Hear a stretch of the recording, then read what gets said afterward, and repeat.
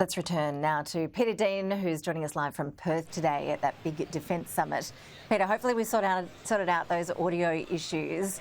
We have seen the US Navy chief insisting that AUKUS would be full steam ahead under a Trump presidency. We heard that sentiment echoed by the acting Prime Minister Richard Marles on this program a bit earlier today.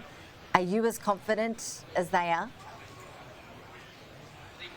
Look, yes, I'm confident in this. I think if you look at the way that the AUKUS deal is structured, if a Trump administration did come into power in November after the US elections in the following year, I think they'd be very affirmative. I mean, this is the type of deal that Trump wants. When he was president last time, he consistently asked allies to do more, consistently particularly looked at NATO allies who weren't spending 2% of GDP on defence.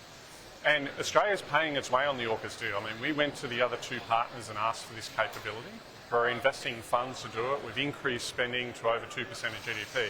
So this is the type of deal that Donald Trump wants. And if you look at some of the senior advisors that he had, his former National Security Advisor, Robert O'Brien, the potential people like Mike Pompeo and many others who could go into the administration in senior roles have all been very supportive of AUKUS. And most importantly, in Congress, the Republicans have been very united behind AUKUS and pushing forward that deal. So yes, I'm confident that it would go ahead under a Trump presidency.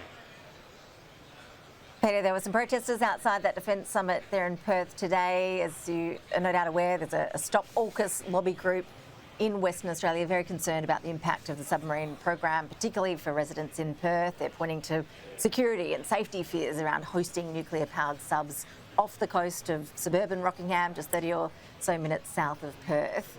Could that be dangerous for residents, as this group keeps claiming? Look, I think if you look at the record, particularly of the US Navy and the Royal Navy who we're partnering with on nuclear safety, it is impeccable. There has not been any major issues. They've been dealing with a fleet of submarines for decades and decades and decades. They've managed waste carefully and properly. And of course, the maintenance that we'll be undertaking on these submarines will be to that world-class standard that needs to meet the standards of the US Navy, the Royal Navy, the international regulator. And of course, being nuclear safe, being a nuclear sovereign country in relation to the AUKUS agreement is absolutely front of mind in the Australian Submarine Agency. And this is one of those areas where we have to look at the science and we have to look at the safety record of the partners and the people we're working with. So I'm incredibly confident that this will be a very safe, very secure nuclear capability in these submarines for the power and energy that they'll provide for a critical capability for Australia. Peter, I was also keen to get your take on some comments from the new Chief of Army in the UK suggesting that troops there needed to be ready to fight a war within 3 years.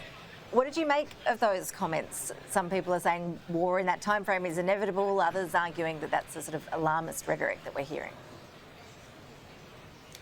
Well, look, I certainly wouldn't say it's inevitable. And if you look at the approach that the Australian government has, the United States government, our friends and partners in the Indo-Pacific, including the United Kingdom, the focus is actually on deterrence. And one of the ways you do deterrence to ensure that we don't end up in that conflict is you need to have a credible defence force with critical capabilities that are ready to fight if need be. And that is one of the key things that will put in potential adversaries' minds, that their ability to achieve their strategic goals through the use of force is not guaranteed.